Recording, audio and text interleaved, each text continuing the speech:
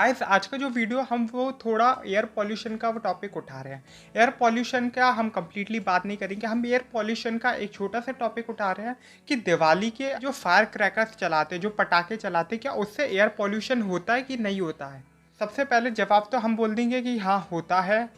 ऐसा हम बिल्कुल नहीं बोलेंगे कि बिल्कुल भी नहीं होता।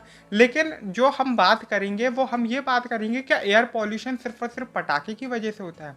अक्सर ये सबसे ज़्यादा क्रिटिसिज्म लगते हैं दिवाली को कि एयर पॉल्यूशन होता है, या फिर हमें दिखाई भी देता है जो स्मॉग होता है कि कैसे दिवाली जो है, दिवाली पे पटाखे चलाने की वजह से एयर पॉल्यूशन बढ़ जाता है। लेकिन हम पैरामीटर्स पे बात भी करेंगे कि जो एग्जैक्ट चीज़ होती है एयर पॉल्यूशन की वजह से वो होती क्या है। क्योंकि दिवाली के टाइम पे हम ये देखते हैं कि जब भी पटाखे चलाए जाते हैं या दिवाली के मौसम में, दिवाली के सीज़न में सबसे ज़्यादा इन्वायरमेंटलिस्ट, जिन्हें मैं कहूँगा फेक इन्वायरमेंटलिस्ट आ जाते हैं और ये बोलते हैं कि पटाखे मत जलाओ, दिवाली पे पॉल्यूशन होगा। लेकिन ये इन्वायरमेंटलिस्ट तब नहीं दिखाई दिए थे जब अभी गोवा में प्रोटेस्ट चल रहा है, या पिछले साल जब आरे के जंगल काटे गए थे, या फिर डिफरेंट जो चीज़ें होती हैं। ये इन्वायरमेंटलिस्ट तब नहीं आते, ये इन्फ्लुएंसर तब नहीं आते, ये सिर्फ और सिर्फ दिवाली के वक्त ही आते कि क्या सिर्फ और सिर्फ पटाखे ना जलाए। अगर हम मान लीजिए पूरे देश में दिवाली के दिन के लिए पटाखे बैन कर दें तो क्या फ़र्क पड़ेगा? क्या एयर पॉल्यूशन कम हो जाएगा या एयर पॉल्यूशन ख़त्म हो जाएगा? ऐसा तो खैर कुछ भी नहीं होगा। लास्ट ईयर की अगर हम बात करें तो दिवाली में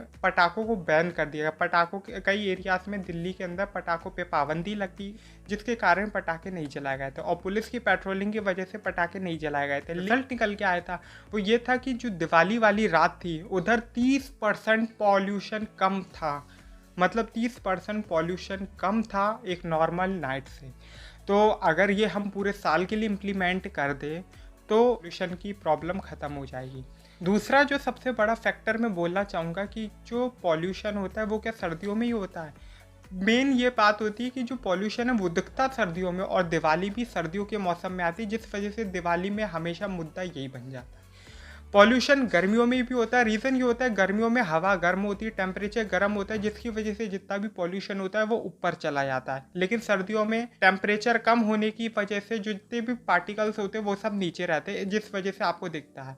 अब सबसे बड़ी बात तो मैं ये कहूँगा, अच्छा होली मई जून की गर्मियों में नहीं आती है, नहीं तो मई जून में जो पानी की किल्लत होती है उसका ब्लेम भी पूरा होली पे डाल दिया जाता है। सिर्फ एक त्यौहार को टारगेट करना सही नहीं है, क्योंकि अगर हम और रीजन्स की भी बात करें तो अमेरिका के अंदर, सिर्फ अमेरिका के अंदर ही क्रिसमस के लिए कुछ 1 करोड़ से भी ज़्यादा पेड़ काट दिए जाते हैं। ये हमने सिर्फ एक देश की बात की जहाँ पे क्रिसमस के लिए 1 करोड़ से भी ज़्यादा पेड़ काट दिए जाते हैं। दूसरा जो हम बात करते हैं कि एक छोटा सा देश लेते हैं पाकिस्तान, हम पड़ोसी मुल्क है, उसमें भी अगर हम बात करें एक त्यौहार के नाम पे, मैं त्यौहार का नाम नहीं लूँगा, किसी भी धर्म की बात करें तो धर्म में जो सबसे बड़ा पाप बोला गया या सबसे गलत चीज़ बोली गई है वो किसी की जान लेना, और 1 करोड़ से ज़्यादा जानवरों की बलि चढ़ा दी जाती है सिर्फ एक छोटे से देश में। अब पूरी दुनिया में हम बात करें तो आंकड़ा पता नहीं कितना जाएगा। कुर्बानी का मतलब ये होता है कि अपनी प्रिय चीज़ या किसी कुर्बान कर देता, मतलब किसी को दे देना। उसमें हाँ एनिमल सेक्रीफाइस का रिचुअल फॉलो करते हैं लोग, लेकिन ये कहीं पे भी मेंशन नहीं है कुरान में भी। ऐसे अगर हम और धर्मों की भी बात करेंगे तो हर धर्म में कोई ना कोई त्यौहार होता है जो नेचर को हार्म करता है, या लोग किसी तरह के रिचुअल फॉलो करते हुए नेचर को हार्म करते हैं, चाहे वो लोहड़ी हो। लेकिन हम बात नहीं कर रहे हैं किसी भी धर्म की, चाहे सिखिज्म हो, बुद्धिज्म हो, चाहे ज्यूस का हो, चाहे फिर शिंतो हो, चाहे ट्रेडिशनल बिलीव्स हो, चाहे जैनिज्म हो। हम किसी भी रिलीजियस बिलीव पे बात नहीं कर रहे हैं, हम बात कर रहे हैं दिवाली के फायर क्रैकर के टॉपिक पे। एक साल में 365 डेज होते हैं, जिसमें से एक दिन की होती दिवाली। अब कोई बंदा ये कहे कि एक दिन वो पटाखे ना जला के पॉल्यूशन कंट्रोल कर देगा, तो फिर मेरे को लगता है वो सिर्फ और सिर्फ या तो खुद बेवकूफ़ बन रहा है या दुनिया को बेवकूफ़ बना रहा है। एक्चुअली में ये सारे वही लोग होते हैं जो पता चला एक दिन दिवाली ना बना के पॉल्यूशन को तो कंट्रोल कर लेते हैं, लेकिन ये बाकी दिन अपनी गाड़ियों में ही ऑफिस जाना पसंद करते हैं। इन्हें पब्लिक ट्रांसपोर्टेशन से कोई मतलब नहीं, इन्हें अपना खुद का व्हीकल चाहिए होता है, एक्टिवा या फिर मोटरसाइकिल वगैरह, 2 व्हीलर्स पे जाएंगे कहीं पे भी। पैदल चलना इन्हें बिल्कुल पसंद नहीं, चाहे वो 500 मीटर की दूरी क्यों ना हो। 2/3 of the total most polluted cities जो है वो सिर्फ और सिर्फ इंडिया के ही है। एयर पॉल्यूशन की अगर हम बात करें, ये थोड़ा पुराना पिछले साल का डाटा है, क्योंकि जो एयर पॉल्यूशन है वो मोस्टली सर्दियों में दिखाई देता है, जिस वजह से वो साल के एंड में डाटा निकलता है। तो अभी इस साल 2020 का नहीं आया, लेकिन लास्ट ईयर की बात करें तो मोस्ट पॉल्यूटेड जो सिटी था वो कानपुर था, फरीदाबाद था, गया था, बनारस था, पटना था। छठे नंबर पे आपका दिल्ली था। और उसके बाद अगर हम बात करें 7वें पे लखनऊ था, 9वें पे आगरा था, 10वें पे गुड़गांव और बहुत शहर थे। लेकिन फिर भी सबसे ज़्यादा मीडिया जो टारगेट करता है वो दिल्ली को करता है। एक्चुअली में अगर हम बात करें तो Delhi is not the most polluted city in India, मतलब वो इंडिया का सबसे मोस्ट पॉल्यूटेड सिटी है भी नहीं। फिर भी ऐसा शायद से हम पॉलिटिकल रीज़न समझ सकते हैं, क्योंकि मीडिया के जो फ्रेंड्स हैं, या फिर हम कहें मीडिया, गोदी मीडिया मोस्टली लोग कहते हैं, उनकी जो गवर्नमेंट है जिन जिन राज्यों में, एक्चुअली में गाज़ियाबाद या फरीदाबाद बोले जाते हैं मोस्ट पॉल्यूटेड में, लेकिन फिर भी उनका नाम इसलिए शायद से नहीं लिया जाता क्योंकि हरियाणा और उत्तर प्रदेश में शायद से इन्हीं की सरकार है। एट प्रेजेंट में भी अगर हम बात करें तो बहुत से शहरों में, बहुत से राज्यों में और इवन मेरे सिटी में भी पटाखों पे पाबंदी लग चुकी है। लेकिन 2 दिन पहले जब इलेक्शन का रिजल्ट आया था, तब हमने देखा था कि नेताओं ने खूब पटाखे चलाए। तो मतलब कायदे कानून क्या सिर्फ आम आदमी के लिए होते हैं? जैसे कि मैंने अभी आपको लास्ट ईयर का डाटा दिखा, लेकिन अब ये जो डाटा है एक्चुअली में ये कोई विकीपीडिया या किसी मीडिया सोर्सेज से नहीं, क्योंकि ये साल का डाटा नहीं, ये मिड का है। तो इसमें फर्स्ट नंबर पे मैसिडोनिया का कोई शहर है, सेकंड पे अफगानिस्तान है। ये अच्छी बात है कि इंडिया अभी तो नहीं है, लेकिन हम लोग चौथे नंबर पे फरीदाबाद, जैसे मैंने कही थी, और 5वें पे गाज़ियाबाद, एक हरियाणा का, फिर उत्तर प्रदेश का। और गवर्नमेंट केजरीवाल की तो नहीं है इन शहरों में। उसके बाद 10वें पे नोएडा, उसके बाद 13वें पे गुड़गांव, और दिल्ली आता है 15वें नंबर पे। और ये बहुत बड़ी बात है कि दिल्ली जो कभी टॉप 1 पे भी था, आज वो 15 नंबर पे चल रहा है।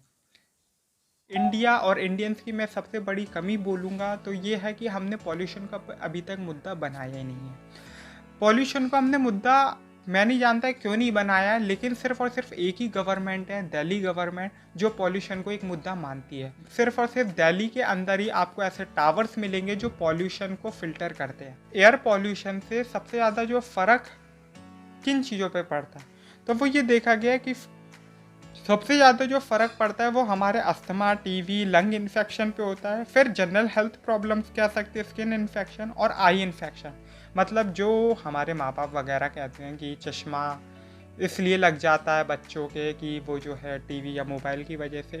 तो इसी बात पे मैं एक फ़न फैक्ट भी बताना चाहूँगा। 13वीं शताब्दी में चश्मे का आविष्कार हुआ और 19वीं शताब्दी में टीवी का आविष्कार हुआ। तो मुझे ये क्वेश्चन कीजिए कि 600 साल तक जो लोगों के चश्मे लगते रहे वो किस वजह से लगे? एयर पॉल्यूशन का जो सबसे बड़ा ब्लेम दिवाली को डाला जाता है। दिवाली का जो एयर पॉल्यूशन होता है वो 1% भी नहीं होता है। मतलब दिवाली जो पॉल्यूशन करती है, दिवाली के पटाखे, वो 1% भी नहीं करते हैं। जो सबसे ज़्यादा पॉल्यूशन करते हैं वो वही लोग करते हैं जो ये बोलते हैं कि हवाई पटाखे चलाना अच्छी बात नहीं होती, जो दूसरों को समझाते, बड़े बड़े ब्रांड्स कह सकते हो, बड़े रियल एस्टेट वाले। क्योंकि 45% मतलब लगभग आधा पॉल्यूशन इंडिया के अंदर वो सिर्फ और सिर्फ ये रियल एस्टेट वाले करते हैं, ये बिल्डर्स करते हैं, कंस्ट्रक्शन में होता है। उसके बाद जो दूसरा सबसे बड़ा रीज़न है वेस्ट बर्निंग, मतलब कूड़ा जला के। अब स्वच्छ भारत अभियान चल रहा है, स्वच्छ भारत अभियान में टॉयलेट तो बनाते जा रहे हैं, लेकिन टॉयलेट का जो सीवेज निकल रहा है, वेस्ट मैनेजमेंट की अभी तक कोई पता नहीं, कोई सिस्टम, उसके लिए कोई अभियान चल रहा है कि नहीं चल रहा है। तो हमारे जलाना पड़ता है, मतलब वो ट्रीट नहीं करते हैं, वो जलाते हैं।